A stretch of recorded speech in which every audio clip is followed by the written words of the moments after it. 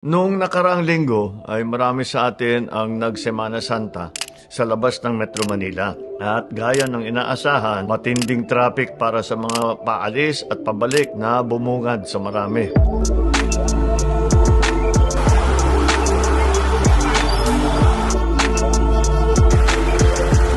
Traffic ang isa sa pinakamatindi nating problema dito sa bansa. Nakakalungkot man ay isa na itong bahagi ng pamumuhay ng bawat Pilipino at hindi rin natin mapagkaila na tanyag o notorious na sa buong mundo ang traffic dito sa Pilipinas.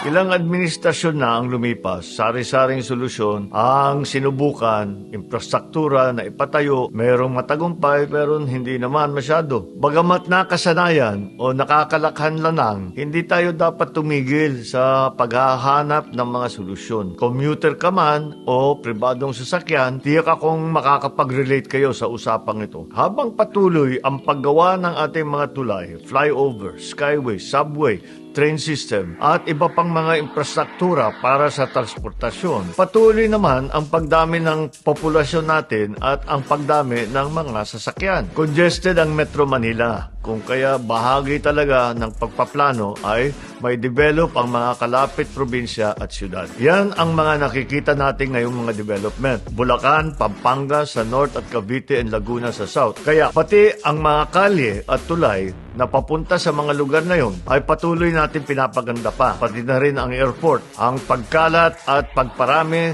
ng mga oportunidad sa labas ng Metro Maynila ay tiyak namang makakatulong sa lagay ng trapiko. Ngunit hindi ito agarang solusyon. Malalaking proyekto ito mga ito. Kaya naman dapat natin isipin na hindi bukas na natin mararamdaman ito. Dahil malaki talaga yung scale at kung minsan pa nga nakakaabala pa doon sa mga traffic ngayon. Kaya pagtsagaan nyo lang.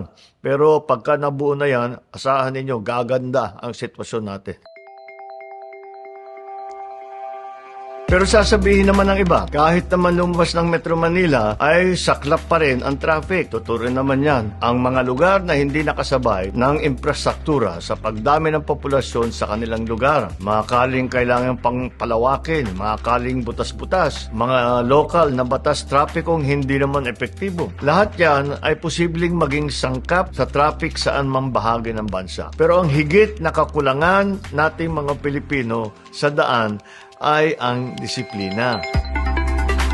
Dapat susunod tayo sa traffic rules para tayong mauubusan lagi ng kalye. May bago mang kalye, kung luma pa rin ang ugali pa rin natin, wala rin. Ang pagbibigayan sa daan ay kailangan pa natin ipaalala sa bawat isa sa ating mga sarili. Ang bagong Pilipino ay disiplinado sa kalye, sumusunod sa batas trapiko, nagbibigay sa kapwa at higit sa lahat, hindi naghahari-harian sa daan. At kapag nakapagbigayan naman tayo, pag pinagbigyan ka, mag-thank you ka lang. Pinadaan ka, mag-thank you ka. Kumaway ka lang ng konti, malaking bagay yan. Pagka ginawa ninyo yun, masasanay tayo sa ganyan. At magbibigayan, siguro mas magandang bigayan pagka ganun. Pag nagte-thank you man lang ng konti. Yan ang kailangan simulan sa aming hanay ng mga nasa gobyerno. Ang pag-aabuso at pagbabaliwala sa batas trapiko ay hindi pribilehiyo ng kasama sa sinumpaan naming mga lingkod bayan. Pangungunahan ng pamahalaan at lahat ng mga ahensya nito ang pagiging disiplinado sa ating mga lansangan.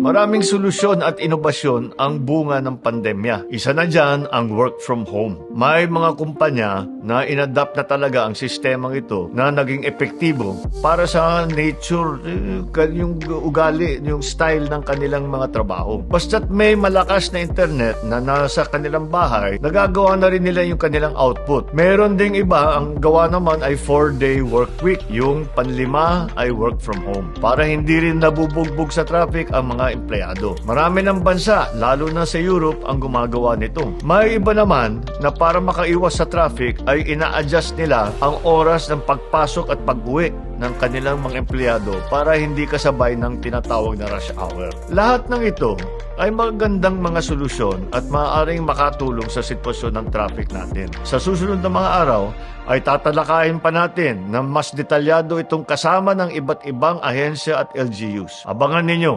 at makikilahok rin kayo kahit sa comment section para malaman namin ang iba niyong mga idea at naiisip ninyo. Ang bagong Pilipino ay sumasabay sa pagbabago ng panahon at hindi nauubusan ng mga solusyon at inobasyon. Higit sa lahat, ang bagong Pilipino ay disiplinado, kaya't makibahagi tayo sa paglutas ng suliraning ito.